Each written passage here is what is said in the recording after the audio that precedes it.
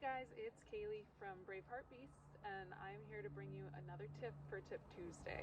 This week I am here with my little friend Pongo doing a follow-up on last week's video about matching touch and attunement. So last week we talked about how paying attention to ourselves and our horses and how our horses want us to interact with them can help our horses feel more comfortable with us in the long run, because it kind of goes along with their natural herd dynamic of being aware of themselves and aware of each other. And so Kelly asked a really good question of how should we interact with horses who are too scared to be touched. And so Pongo is my volunteer this week because he is very timid about everything. And I've had this little guy for a few months, and I've been working with him on and off. He's just kind of a little project of mine, but catching him is one of the hardest things for him. So once you have him, he's usually pretty good about things, or just taking things slow because he's super reactive.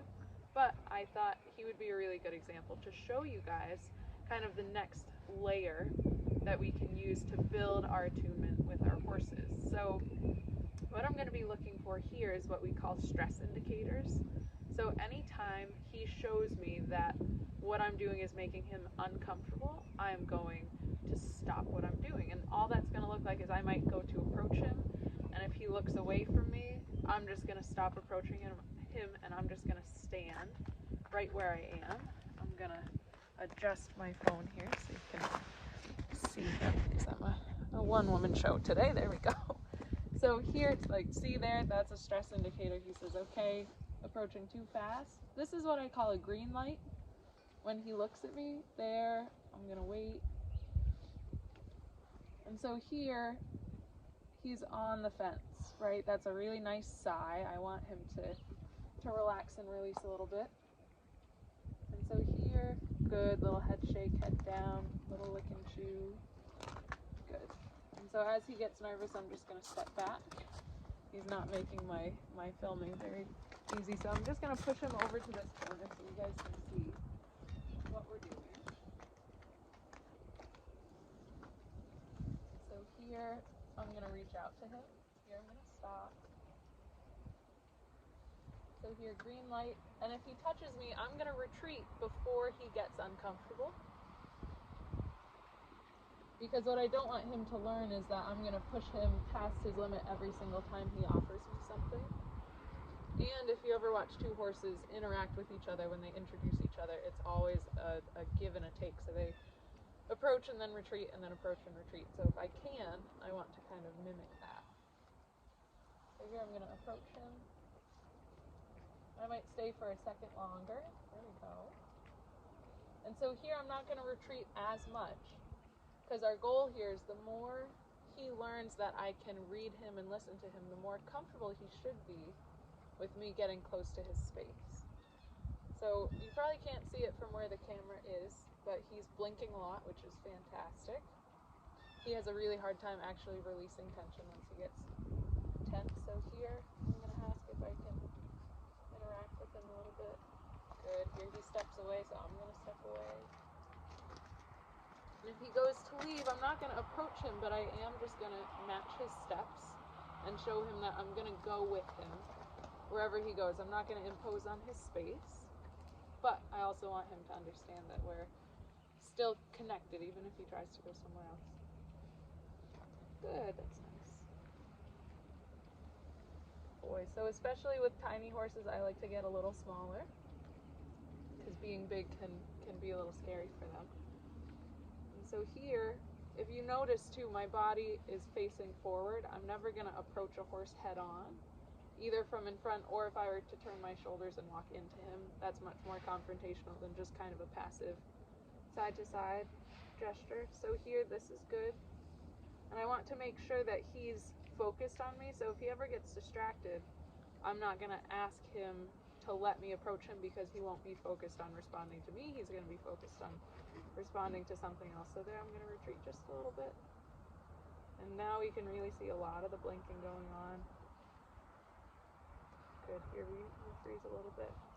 And so here, just mimicking what I might do if I touch him. There he says too much. I say, okay. here. I like that expression. Waiting here. There, he says too much. Good. So I want him to realize that he has a say over what's happening, so that he doesn't feel the need to retreat away from me in a way that's going to make it really hard for me to actually interact with him. Okay.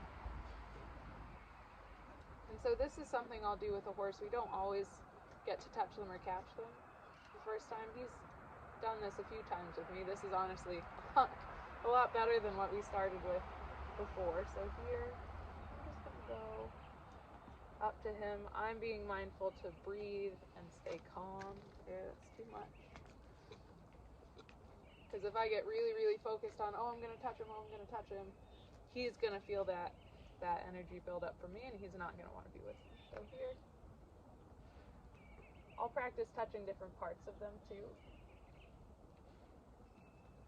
Some of them are more comfortable behind their shoulders, some are more comfortable in front.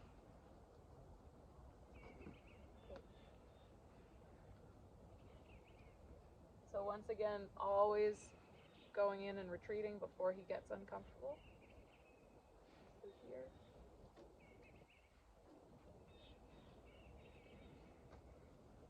Here, not retreating as much because I still want to kind of close that gap.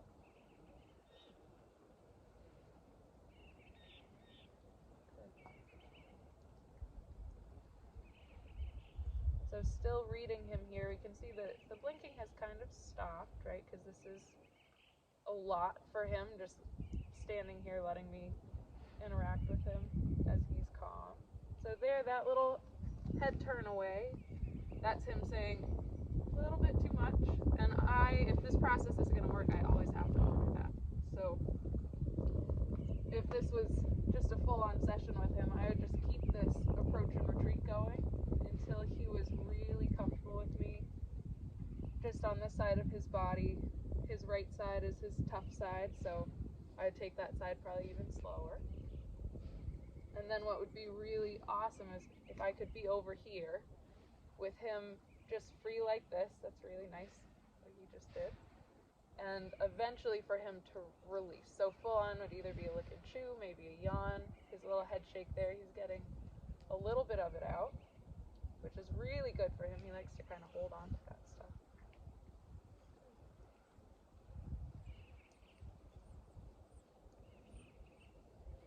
Okay, so they're a little too much, so I'm just going to stop.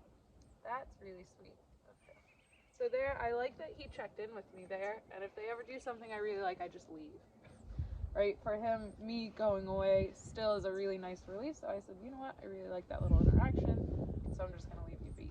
So that is it for this week.